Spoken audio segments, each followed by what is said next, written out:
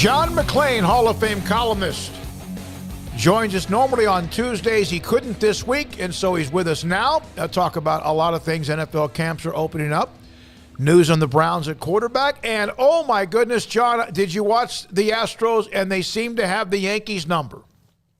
I certainly did. They blew a 2-1 lead, tied in the ninth. Their closer, Ryan Presley, had maternity leave. He already had the baby. They're in town. I don't know. I understand paternity leave. Boy, this is a big series. They pulled it out despite him not being available, and a bonehead Dusty Baker called it. Guys on second and third, he pinch hits. Pinch hit Jordan Alvarez. Everybody in the stadium knew they were going to walk him, put him on first base, which was one of the dumbest moves I've ever seen. But they pulled it out. J.J. Matijevic, a rookie with an infield hit. They now win the series 4-2. They have one more coming up in a little while. And it's good to see Jordan Alvarez back. They've been playing without him, playing without Michael Brantley, and now they're playing without Ryan Presley, one of the game's best closers. John, I think that the Astros, and I don't know how interested they are, but I'm sure they have at least a moderate level, are a good landing spot prospect-wise, and what they can do to get Juan Soto possibly. No, they have no prayer getting him. They could have kept Carlos Correa and George Springer the last 2 years for less than it would take to pay Juan Soto. And the teams, besides the big money teams like the Dodgers, the Mets, the Red Sox, the Yankees, teams like Seattle, San Diego, and Tampa, all of which have winning records, have stocked minor league systems. And they're talking about wanting 6 prospects. And he get a record contract when the time comes, although Shohei Ohtani's coming up in another year too. But one thing that gets me about that, look at all the high-priced free agents and all the great players with teams like, what good did it do Ohtani to go to the Angels? Manny Machado to the Padres. Think about all Bryce, my mind's gone blank. Harper, all that record-breaking deal with Philadelphia. What good did it do? And so the Astros don't have the farm system. They're still hurting from missing 2 1s and 2s the last 2 years because of the cheating scandal. So they don't have the minor league prospects to give the Nationals. And I'll tell you guys something that makes the Astros streak that they've been on since 17. They lost the World Series to the Nationals, and the Nationals have gone straight down the toilet, and the Astros have stayed on top, which makes the Astros a performance, especially under the pressure they're in where everybody boos them, even if they weren't on the team that cheated, all over the league, and that makes their performance even more impressive. John, the Cleveland Browns have reportedly signed Josh Rosen after a workout. That's according to James Palmer, as at least the first guy that I've seen report that. What does that tell you about what's going on in Cleveland right now? Well, it tells you that they're bracing for a long suspension of Deshaun Watson. They have Jacoby Brissett as their starter without Watson. Then they have Joshua Dobbs. And I listened to Mary Kay Cabot, who's an insider who's covered them for 25 years, and she said that if they thought it was going to be at least 8 games or more, they would sign another quarterback to be number 3. Well, Rosen is awful. My God, he's been terrible. What a bust he's been. And I think that that tells us they're expecting him to be gone for at least 8 or more games. And remember, when the decision comes down by Judge Sue Robinson, the independent arbitrator, and there's a lot of reports where people think they know what she's going to do when everybody's clueless because she's never made a decision. He can be appealed. The league can appeal it to Roger Goodell or someone who he designates to hear the appeal, or it can be appealed by Watson, or Watson can sue. The thing about Watson trying to sue, it's in the collective bargaining agreement that these things don't go to court. Players have tried it and they've lost. Yeah, 8 games, John. Is that fair? I think he should be gone for the season just for sheer stupidity of having 66 women massage him in a 17-month span. But I thought originally it'd be like 6 games, then I thought it'd be 8, then I thought it'd be a season. Now I guess they're talking about 8. If he's gone for 8, that means he'll play here on December 4th. in what will be the most eagerly anticipated regular season game since the Texans beat the Cowboys in the first game of franchise history. John, in another, it's always about the money. You know, they had the fake Kyler Murray wants to be traded. Then the Cardinals went and traded for his best buddy in the whole world and then gave him a bunch of money. And seems like he's not so mad anymore. Well, he shouldn't be. Now, $160 million guaranteed is not $230 million guaranteed, but it's still the second most. And he has not done anything to earn that money. And Deshaun Watson is clearly a better quarterback than Kyler Murray, but Watson set the standard, set the bar high. It's hard not to justify it. And the people I heard cheering when they announced Kyler Murray was Lamar Jackson and his mama, who serves as his agent. John, your thoughts. You love Baylor, obviously, in athletics, but I know you watch a lot of college football. What are your thoughts right now about the various things with yet another summer of whatever the unknown when it comes to what USC, UCLA did, and now the questions about what will the Big 12 do, which I think they're going to have, obviously, some good news near future. What are your thoughts about what's going on?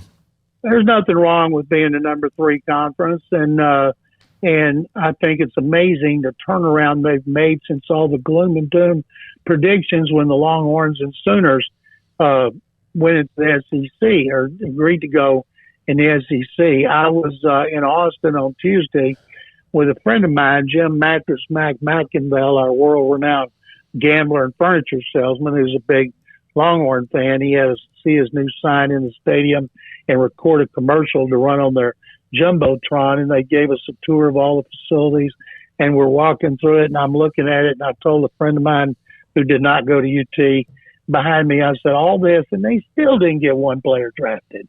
And it's amazing to me. The Longhorns, of course, they always do it for the money. TV dictates everything. Anybody thinking that schools dictate it? No. TV tells them what to do. If TV decides they want those 4 schools in the Big 12, they'll be in the Big 12. If they want the 6 Pac-12 schools to come, there'll be 6. It's all based on what television wants because of the money. The one thing that I think is they need guidelines. They need guidelines on the NILs, and they need guidelines on the transfer portal. You know, coach chews you out, boom, you're in the transfer portal.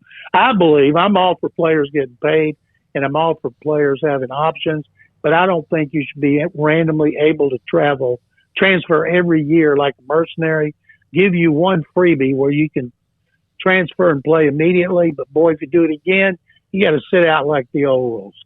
John, that's like the NFL was in the 20s, where you could play one day for Canton and then go across the street because you were on kind of a handshake deal for $8 a game and go make $12 for Chicago. I mean, it was chaos then, and they had to regulate it. Yeah, but back then nobody knew who was getting what, and they used pseudonyms.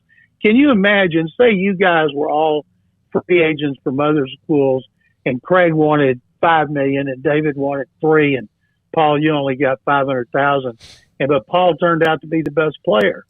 Well, boy, and Paul plays, and Craig and David don't, and Craig and David are going to pout and whine and go in the portal because I make more money than Paul, and he's starting ahead of me. It is so hard today for coaches and athletic directors, considering what they're having to deal with, like A&M having a record number of 5-star recruits. I can't wait to see how many actually stay there, assuming nobody gets arrested. John, how do you think that? I mean, do you think it really changes how prepared and mature players will be in entering the NFL? I mean, I know you got hundreds of guys. So there's going to be cases of every type, you know, ready for the grind and the business part of it or not. But with players in college now having a lot more of that business side front and center and legal and everything, but also having just complete free reign, when they get to the NFL, the money's going to be, I guess, better, but not totally different from what some of these guys have made, or at least they'll have experience making it. But then on the other side, the rules are going to feel like they're getting tied up because they don't have free reign. They have contracts. I mean, how much of a rude awakening, but also a easier transition do you think it will be for the college athlete based on everything going on right now?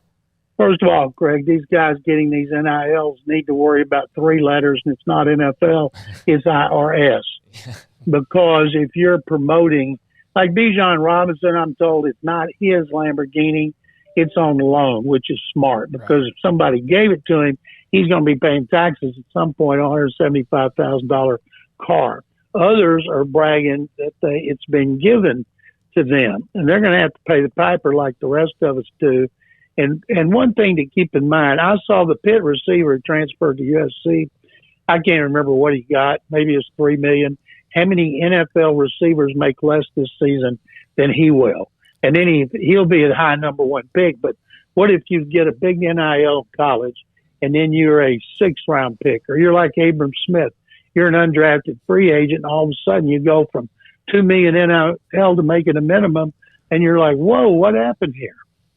You know, you mentioned the IRS, and I wrote a big-ass check, man, I'm telling you, this year because of how our setup is. And I really do hope to God that the college athletes are getting some sort of at least education about that, if anything, because they're about to get stunned with what it's going to cost if they don't protect at least or put back some money in the end. It's going to be bad. And it's amazing to me how powerless the NCAA is right now.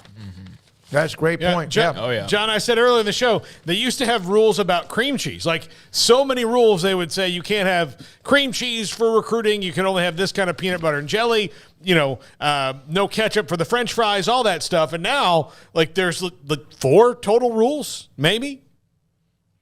They don't even know how to spell rules, much less go by rules. And that's why somebody with influence and power needs to step up and put out some guidelines. But then there'll be cheating like there's always been. So it doesn't lessen the impact of college football. I can't wait for the season, can't wait for Baylor's season to see how they follow up with Dave Aranda. I was at an event recently doing some serious trash talking with one of the biggest Oklahoma State alums in the state and giving him a hard time about the championship game. And so I can't wait. And I was having a blast doing trash talking in Austin this week. And I only wish I had an event at A&M so I could do some trash talking there too. Thank you, John. Appreciate your time as always. Thank you, guys. Thick 'em. John McClain, Hall of Fame writer. Tuesdays, but this week he needed to move back to Thursdays. Glad we had a chance to visit with him. Yeah, I had a hard time spinning out that question.